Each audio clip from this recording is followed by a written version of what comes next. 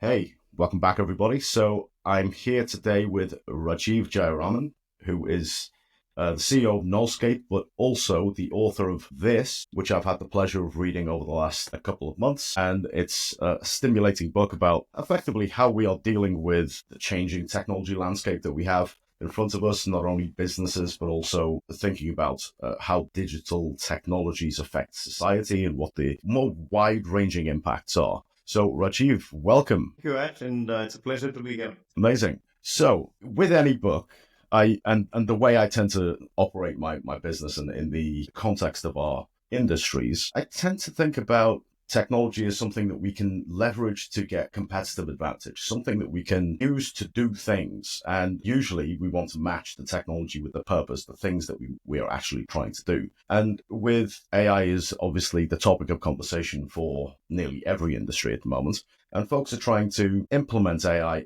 hopefully, against some kind of business problems to try and be better, faster, cheaper, be somehow competitive in the market. But the problem statements really lead us to do the things that we do in our businesses. And I was interested in reading through this book. There were lots of problem statements that came to my mind. But for you, you must have had some kind of problem statement that you were trying to address when you started the process of writing this book, when you put your ideas on the page. So, how did that come about? What was the inception of this? Awesome. Thanks for asking that question. So, just to take a step back, at Mallscape, our mission is to help organizations and leaders become future ready through experiential learning tech.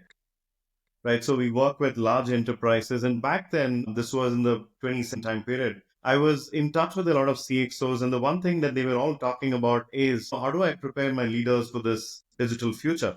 And this is just a few years ago. Leaders, CXOs were grappling with this back then. Right. So, I had this vantage point because we were working with 400 plus leading enterprises across geographies. And I was starting to see some patterns. And I started to write about some of those and I started blogging. And eventually that, led me to writing this book. This is my first work. And since then, I've actually participated in a few other books. Now I'm working on a sequel to Clearing the Digital Blur. But that's literally how it started. A series of conversations where I saw some repetitive patterns, right? And it was almost like the universe was talking to me saying, hey, something has to be done about this. And that's how I started working on this. That's really interesting. And of course, as you said, the technology doesn't stand still. So we have the digital blur. We potentially have blur related to things like blockchain, to things like digital twins, simulations, and also now in the landscape we have artificial intelligence, generative AI, and all these things that have an impact on society, but also have an impact on businesses and how they operate. So it's a very timely thing to be talking about. So let's take a little bit of a deep dive into the blur model. I have the book in front of me, so I will be looking at it as we go. So the blur model, I'm just going to read it out for folks who have yet to read the book. So we have blur. The B is boundaryless organizations. The L is limitless digitization. The U is unbounded innovation, and the R is relentless iteration. That's a lot of big words. So what does it mean in the context of our industry? So where we're trying to maximize cognitive or motivational behavioral outcomes through the interventions that technology allows. Awesome.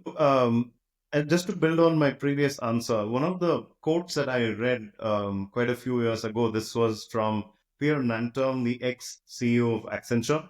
He said at that point, the numbers could be very different today. At that point, he said more than 52% of companies on the Fortune 500 list have disappeared from that list in the last 20 plus years due to digital, right? And we've seen many disruptions happen in the last few years. And this is by no means a small number. We're talking about 52% of the Fortune 500. Do the math, 250 plus organizations have fallen off their rails. So why did this happen? These are the best run companies in the world, great brand names, great products, great distribution network, you name it, they have it. Best leadership in town. But none of those traditional competitive sources of competitive advantages could really help them withstand the onslaught of digital. So that's really the starting point to understand, hey, something unprecedented is happening here.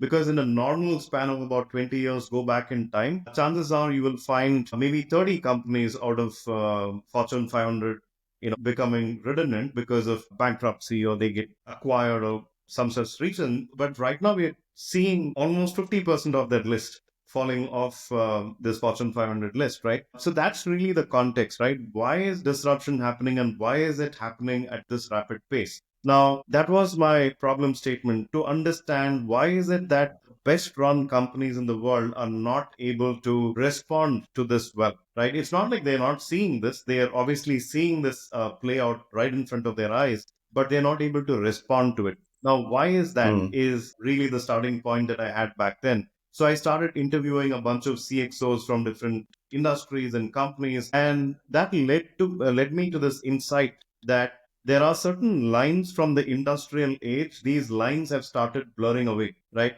And quite literally, many of these CXOs were talking about the same thing. I'm not able to look into the future very clearly. It's all blurry. So the word blur kept coming back to me in many of these conversations. So, and that was my aha moment that, okay, that's the reason why companies are not able to see things clearly because things are blurry. And so I started working on the various dimensions that were getting blurred. And that's when this idea emerged that there were certain lines in the industrial age that were very pronounced, very clear to see, right? Very distinct. Whereas in the digital age, these lines have started blurring away. So I started looking at what those dimensions are. And that led me to these four different things that you read out. And fortunately for me, they fell neatly into BLUR as an acronym. And I've been talking about digital blur over the last few years. So, yeah, like you pointed out, the first dimension is really the organizational boundary blurring,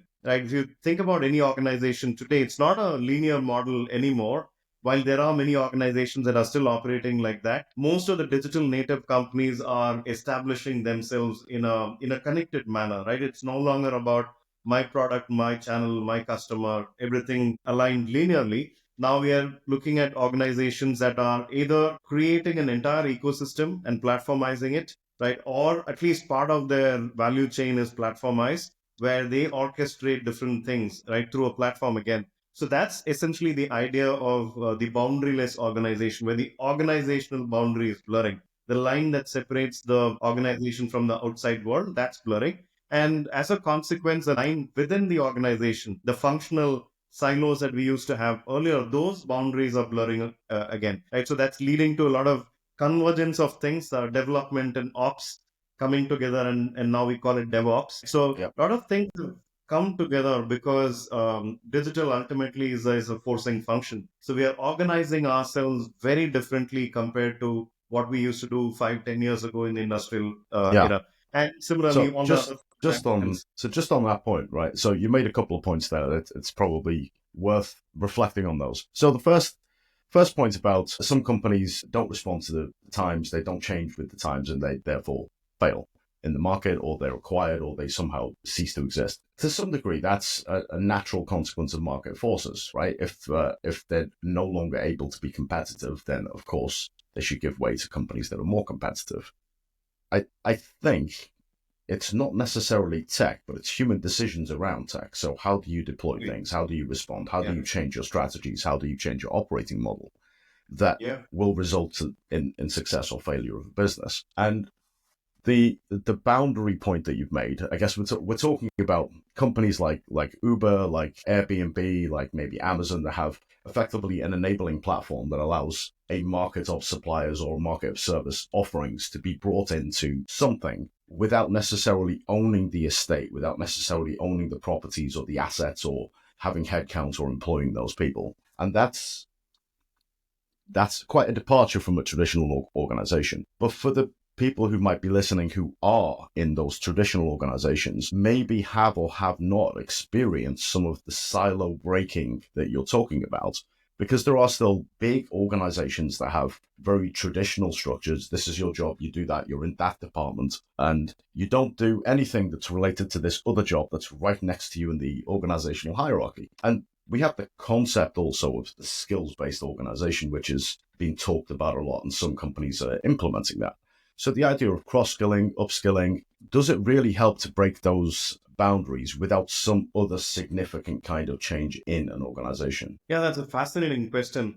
So, one of the fundamental changes that has happened from the industrial era to now is that in the digital age, the customer is right in the center of the business model. right? So if we think back to the industrial age, what's that one idea that was groundbreaking that serves us well even today, to be honest? That one groundbreaking idea which sort of shaped our thinking. Anything that we did, we sort of knowingly or unknowingly, sort of anchored to that concept that happened in the early.